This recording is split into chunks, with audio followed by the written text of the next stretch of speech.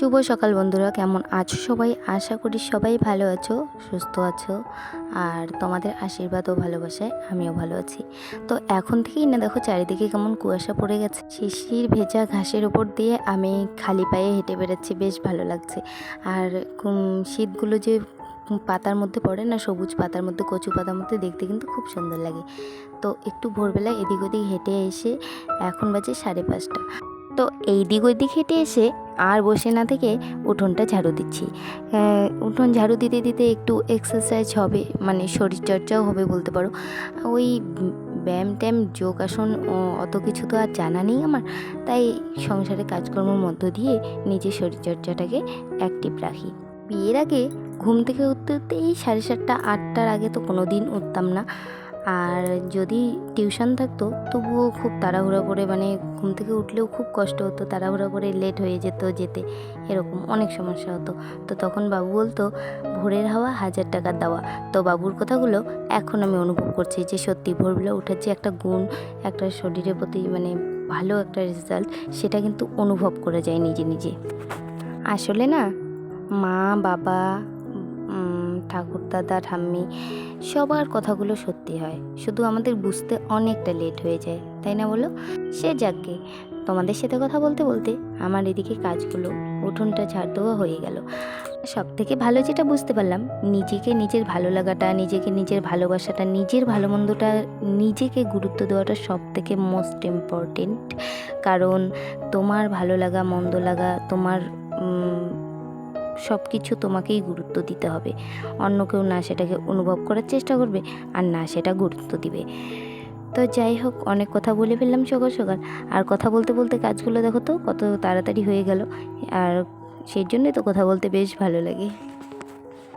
তো এবারে হাত মুখ ধুয়ে চলে আসলাম এদিকে কাপড়গুলো মেলে দিতে। তো এই কাপড়গুলো সন্ধ্যার দিকে ধুয়ে দিয়েছিলাম, সেজন্য শুকায়নি, এখন শুকোতে দিচ্ছি। আর এত কম সময়ে তোমাদের কাছ থেকে এতটা ভালোবাসা পাবো, সত্যি কখনো মানে আশাও করিনি আর ভাবিও নি যে এতটা ভালোবাসা আমি পেতে পারি।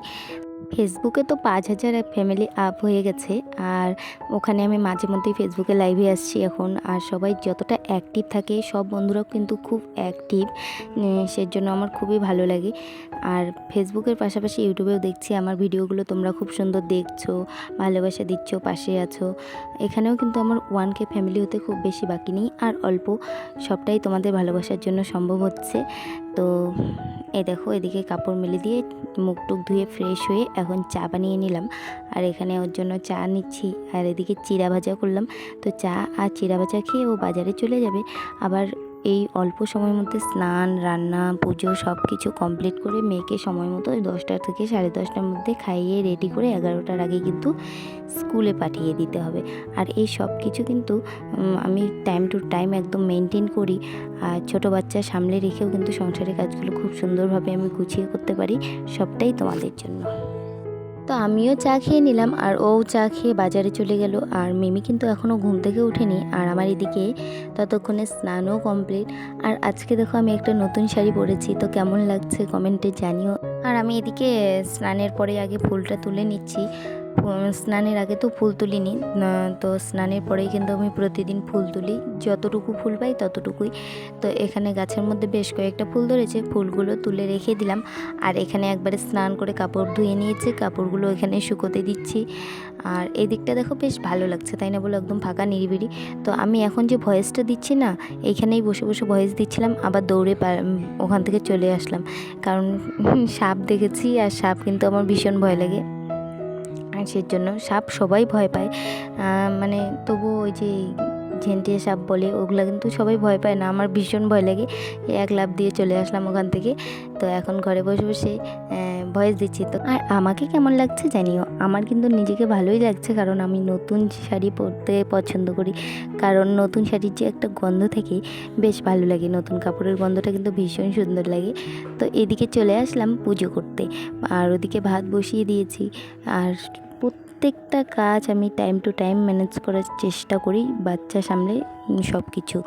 তো টাইম টু টাইম কাজগুলো গুছিয়েও ফেলি আমি, চেষ্টা করলে সবই সম্ভব, ইচ্ছে থাকলে উপায় হয় কোথায় আছে। তো সেই কারণে আর সংসারের কাজ গুছিয়ে রেখে আজকে একটু যাব বাইরে। তো আমি, হাজব্যান্ড, আমার মেয়ে, আমরা তিনজনে রেডি হয়ে বেরিয়ে পড়েছি। আর আমি যেমনভাবে সেজেছি মিমিকেও ঠিক একইভাবে সাজিয়েছি। দেখো তো কেমন লাগছে দেখো তো আমার সোনা মাম্মামকে। এই যে ওর বাবাও রেডি। তো আমরা বেরিয়ে পড়েছি। প্রথমে চলে আসলাম বিডিও অফিসে। তো বিডিও অফিসে একটু দরকার ছিল, সেই জন্য বিডিও অফিসে চলে এসেছি। আর এখানে দেখো আমরা বসে আছি, ও একটু দোকানে গেছে জল আনার জন্য, ঠান্ডা জল। আর এই কয়েকদিনে এত গরম পড়েছে, মানে বলার মতো নয়, ভীষণ গরম পড়েছে। আর ওখান থেকে বেরিয়ে আমরা চলে আসলাম মলে। তো এই দেখো মিমি আর ওর বাবা আগে আগে যাচ্ছিলো, আমি পেছন পেছন। তো এখানে মিমির জন্য গেঞ্জি দেখছিলাম। আর এখানে ওপরে সব বাচ্চাদের কালেকশন।